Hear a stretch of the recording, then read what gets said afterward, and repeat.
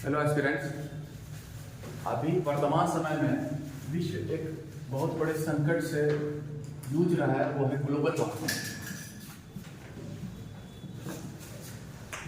जिसमें हुआ है यह कि पृथ्वी के वायुमंडल का जो औसत तापमान में वृद्धि, और ये हुआ है ग्रीन हाउस गैसेस के कारण, अधिक होने के कारण। और मुख्य रूप से जिसके लिए उत्तरदायी ग्रीन हाउस गैस है वो कार्बन डाइऑक्साइड।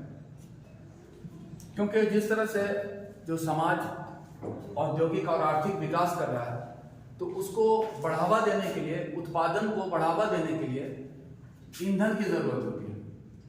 और जब ईंधन फॉसिल फ्यूल, जिसको क्या है जीवाश्म ईंधन, कोयला, पेट्रोलियम, डीजल वगैरह जलता है, तो कार्बन डाइऑक्साइड रिलीज होता है। तो ईंधन के दहन जो होता है वो कार्बन डाइऑक्साइड की मात्रा को बढ़ा रहा है। साथ में इस औद्योगिकरण के साथ साथ अर्बनाइजेशन भी हो रहा है, जिसमें पेड़ पौधा काटा जा रहा है।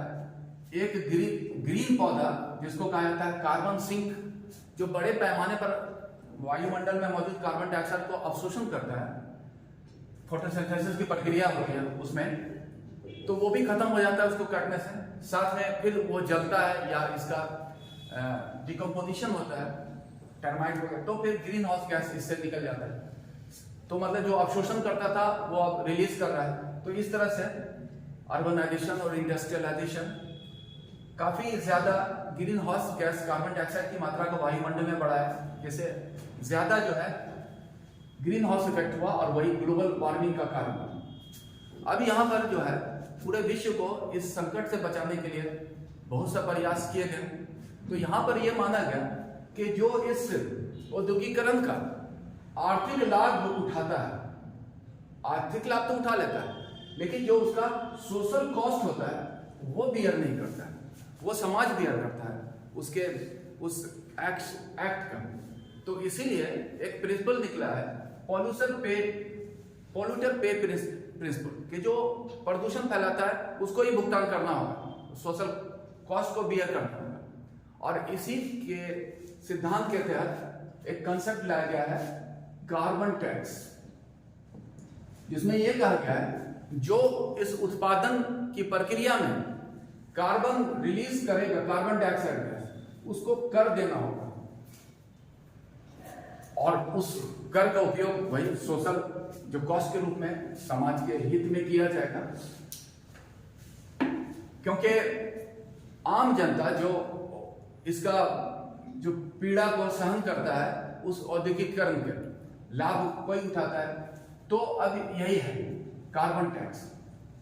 और जो अगर हम लोग ये देखें कि अभी वर्तमान में जो एक पेरिस कॉन्फ्रेंस हुआ था, United Nations climate change conference, जो कि 2015 में हुआ था, उसका कॉन्फ्रेंस ऑफ पार्टीज हुआ था, एक एस्मा जो हुआ था वहां पर, उसको पेरिस कॉन्फ्रेंस। तो उसमें यह निर्णय लिया गया था, जो 2016 से लागू हुआ, 15 में हुआ था। इसमें निर्णय लिया गया कि विश्व के तापमान को बढ़ने से रोकना है, उसके लिए उपाय को, बहुत से उपाय बताए गए। तो उसके सिद्धांतों के अनुरूप भी है कार्बन टैक्स।